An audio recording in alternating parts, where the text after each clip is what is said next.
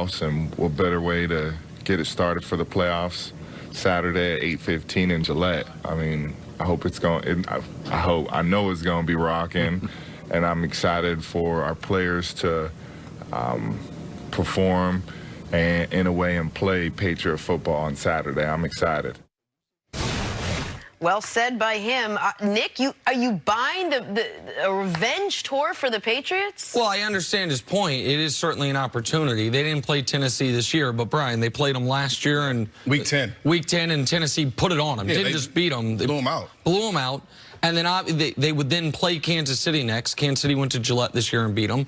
And then in the AFC Championship game, they'd probably play Baltimore. But if they weren't playing Baltimore, it would almost assuredly be because they're playing Houston, two other teams that beat them. So yes, it is a chance for a revenge tour. I do not think they're going to be able to complete that tour. I'm not quite as pessimistic as some that have them losing in the first round to Tennessee. But I would be shocked if they get past the second round in the Kansas City. But that is a very interesting quote for this reason. Kyle Van Noy has been with the Patriots for a little bit of time now. He knows the Patriot way and the Patriot mantra. And that is a very un-Patriot quote, talking about not just the game on Saturday, but the potential opponents thereafter, talking about the bigger picture, talking about the opportunity in front of us as far as what we could do this weekend and next weekend and the weekend after. That is nothing we ever hear from the Patriots when they are on message and fully operational.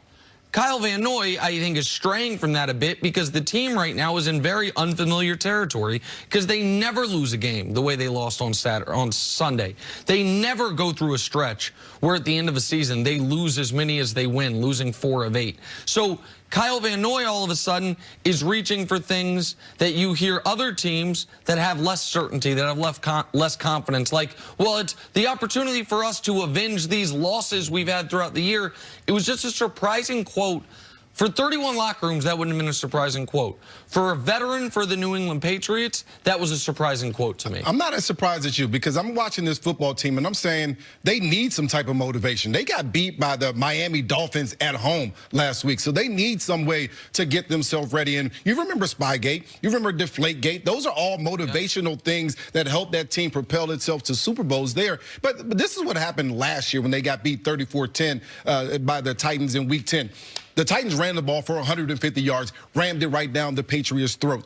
The New England Patriots offense was 20% on third down. They couldn't stay on the field. The Titans were able to be on the field for 33 minutes. That's the exact blueprint that the Titans want to use this year. They want to hand the ball off to Derrick Henry. They want to throw the ball down the field with Tannehill and be able to score points and stop this offense. And if they can do that, then that's the recipe to beat this New England Patriots team. And so I think the Patriots do need to find some motivation, and that's exactly what Kyle Van Noy was trying to do. This is not an automatic win by any stretch for the Patriots. This is actually a pretty dangerous Titans team coming into the playoffs. Oh, listen, I think it's a very dangerous Titans team, and it's a far better team than they were last year. Derrick Henry was right that week was when he was really turning into form, if you will. But this year, he has been the best running back in football. He had an opportunity to win the rushing title in Week 17, and he seized it with a dominant performance against backups, but still, it just continued his trend for the season, averaging nearly 100 yards per game.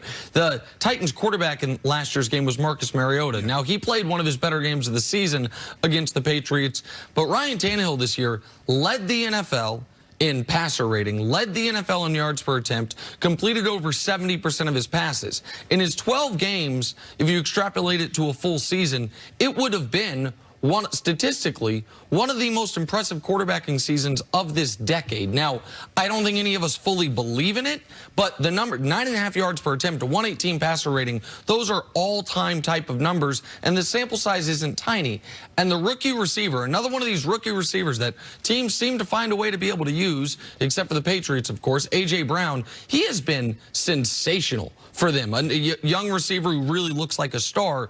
So I do think this is a very live opponent. I do not think what a lot of people believe, which is this live opponent's going to go to Gillette and win.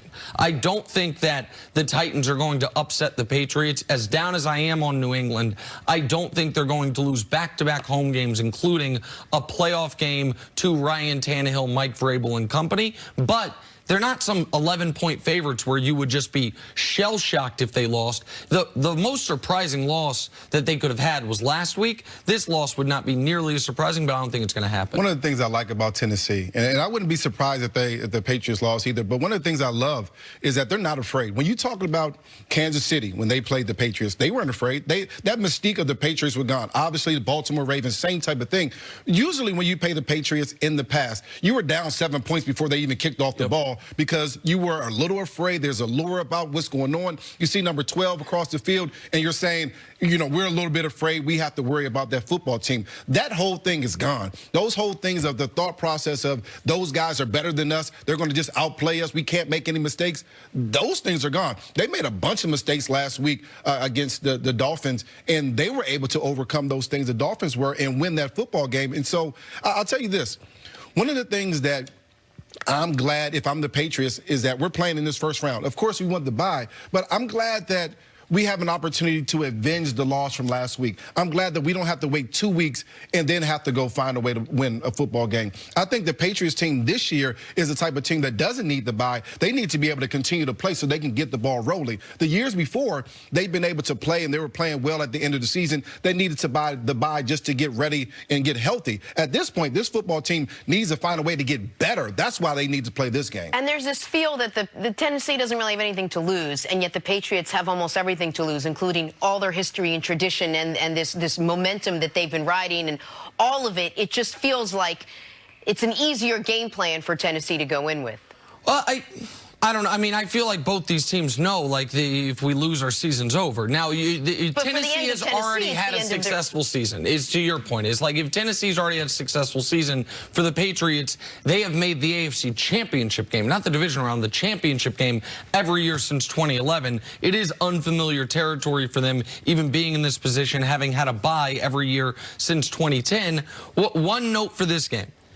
The question that will, I think, determine this game is, what Patriot defense are we going to see? The one from the first half of the year that was historically great, or the one from the second half of the year that was very good but not great? Stephon Gilmore, with 1 game to go in the season, had my vote, which I don't actually have, but had my vote for Defensive Player of the Year. And then Devontae Parker roasted him. A.J. Brown is better than Devontae Parker, at least to my eye. I think he's a more dominant force than Devontae Parker. This Patriot team is 12-0 when they allow 17 or fewer points. They are 0-4 when they allow more than 17 points. Can the defense hold the Titans under 17 or less? Because I don't think the offense all of a sudden is going to put up 30. I think those days are long gone. The Bills game, where we thought they were great, scored 24 points. Like, that's the new standard of great for a Patriot offense. So how good can the defense be on a short week in, obviously, their biggest game of the season? Let's take a break. Coming up, is LeBron James really the athlete of the decade? First, I'm Jenna Wolf. That is Nick Wright. Brian Westbrook joining us for this last day of 2019, which I just realized about 10 seconds before we went on the air. Really? Thank you for being with us. He goes, really? Surprising. I mean, all the streets are blocked off. Yeah. The single biggest New Year's Eve celebration in the world is taking place 100 yards from here. Yep. And I'm glad you're on the same page. I just realized it. Happy just about New Year to all of you. So glad you're joining us. And it's written right there. And it's written in the teleprompter. Nick, I love you so much. We got a lot to pack in before we call it a year, so let's get started immediately with the latest on the fate of Cowboys head coach Jason Garrett. Garrett is still waiting to find out if he'll be back in Dallas next season. That after finishing the season a disappointing 8-8. He reportedly met with Jerry Jones yesterday. Now we're hearing he'll meet with him again today. Only one of 2 things seem to be on the table here for Jason Garrett. Either he's let go or he's not. Nick, why do you think he hasn't been fired quite yet? Well, because